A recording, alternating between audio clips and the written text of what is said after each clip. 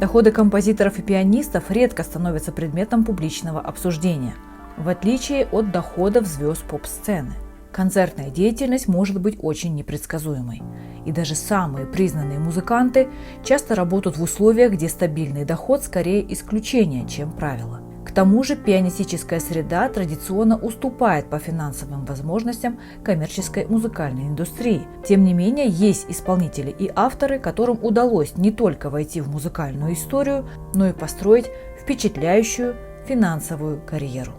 В этом рейтинге самые богатые композиторы, пианисты и клавишники. Данные собраны на основе открытых источников и официальных отчетов брендов и компаний, с которыми сотрудничают герои выпуска. Итак, рейтинг разделен на несколько блоков, чтобы не сравнивать несравнимое. Марта Аргерич – живая легенда. Она не участвует в рекламе, не ведет соцсетей, но постоянные фестивали, записи и статус самой харизматичной пианистки мира приносят свой доход. Лан Лан – китайский феномен. Он играет классику, но живет как суперзвезда. Его спонсируют Rolex, Adidas, он сотрудничал с Sony и выступал на Олимпиаде. Один из самых коммерчески успешных классических пианистов нашего времени. Филипп Гласс – главный минималист 20 века. Его музыка – это концертные залы, оперы, балеты, но и реклама и кино. Он доказал, даже экспериментальная музыка может зарабатывать, и не только интеллектуальную репутацию. Джон Уильямс – композитор, живая легенда, великий маэстро, который не просто изменил музыку кино, он превратил симфонический оркестр в объект народной любви. «Звездные войны», «Гарри Поттер», «Один дома», «Индиана Джонс», «Парк юрского периода» имеет сотрудничество с крупнейшими студиями, многомиллионные авторские отчисления. И да, это академический композитор, получивший 5 Оскаров.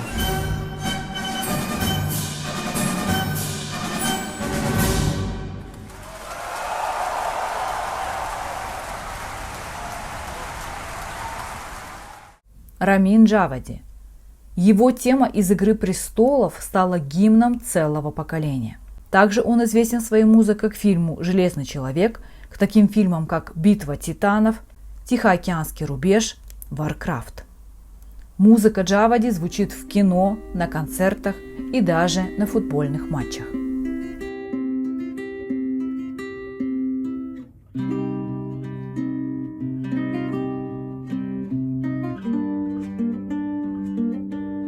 My name's Ramin Javadi, and we're in my studio in Santa Monica, where I write all the music for Game of Thrones. Джо Хисаиси – японский мэджик-мейкер.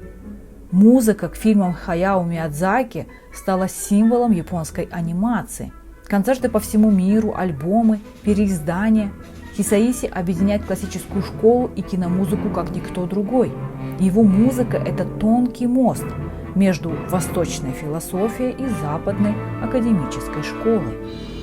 В ней сливаются минимализм, неоклассика, эмбиент и традиционные японские интонации.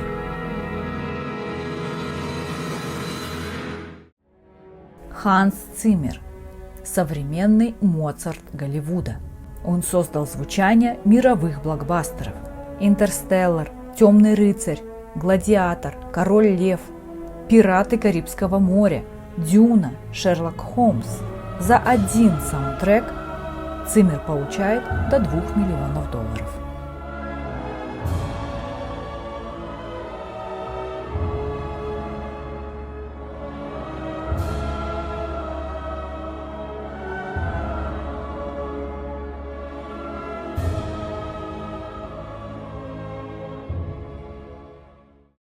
Среди самых состоятельных композиторов, пианистов и клавишников также выделяются следующие музыканты. Рэй Манзарик – клавишник группы The Doors. Рэй и Джим Моррисон вращались в одной компании. Так Рэй знал Моррисона как поэта, а сам он мечтал о собственной группе. И по легенде, однажды на пляже он сказал Джиму: «Давай создадим группу и заработаем миллион». Доходы Рэя даже после его смерти в 2013 году составили $45 миллионов. Только в 2023 году, благодаря продаже каталога The Doors компании Primary Wave. Like a dog without a bone, an actor out on loan, riders on the storm. Билли Джоэл – американский пианист и автор песен, известный своими хитами и успешной карьерой. Его состояние оценивается в $225 миллионов. Элтон Джон – британский певец, пианист и композитор, чье состояние составляет около $500 миллионов. Ну и, конечно же, Пол Маккартни, бывший участник The Beatles. Его состояние оценивается в $1 миллиард 200 тысяч. Таким образом, Пол Маккартни является самым богатым композитором и пианистом в мире на данный момент. О классических пианистах редко публикуются списки самых состоятельных, как это делают для популярных музыкантов или звезд шоу-бизнеса. Однако информация о доходах выдающихся академических музыкантов иногда встречается в аналитических статьях, интервью или отчетах. Вот основные факты, которые можно найти.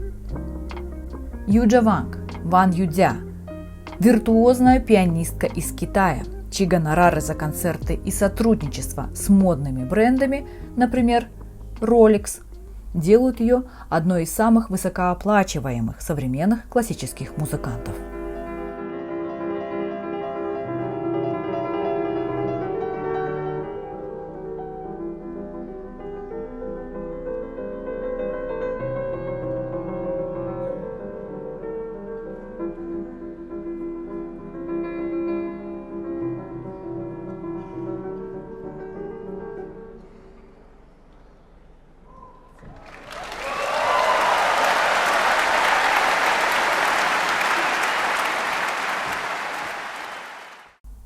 Даниэль Баренбойм – легендарный пианист и дирижер. Его состояние оценивается в несколько десятков миллионов долларов благодаря его долгой карьере, контрактам с ведущими оркестрами и уникальным проектам вроде оркестра «Западно-Восточный диван». Немного о финансах пограничников жанров. Так, Рэй Чарльз и Стиви Уандер – около 100-150 миллионов долларов. Людовико Эйнауди – 20 миллионов.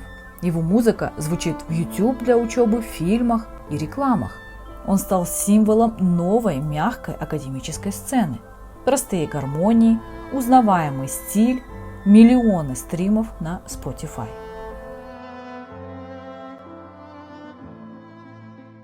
Яни.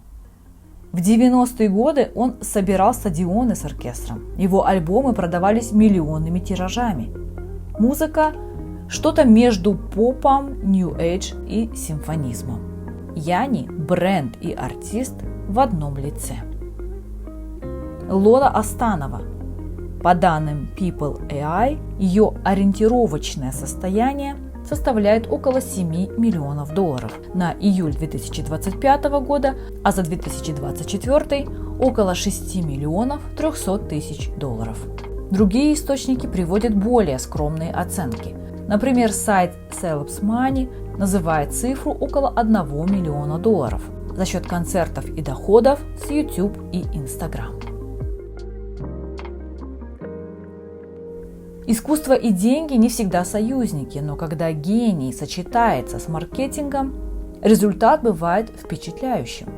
И пусть для большинства артистов это путь скромный и некоммерческий, все же есть те, кто доказал, композиторство и пианистическое искусство могут звучать в унисон с финансовым успехом. Ставьте лайки, если информация оказалась для вас полезной и интересной. Подписывайтесь на мой канал, смотрите другие мои видео. Всем пока!